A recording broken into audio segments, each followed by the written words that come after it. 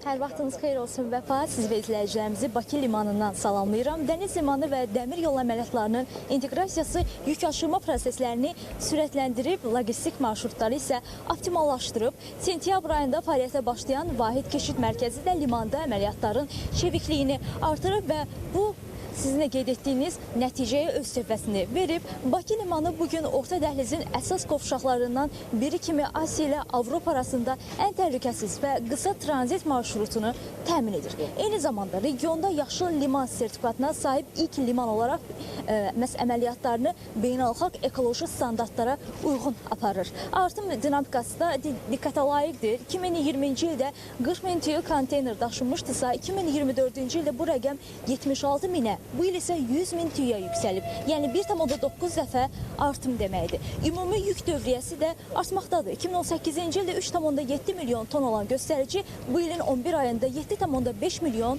tona çatıb.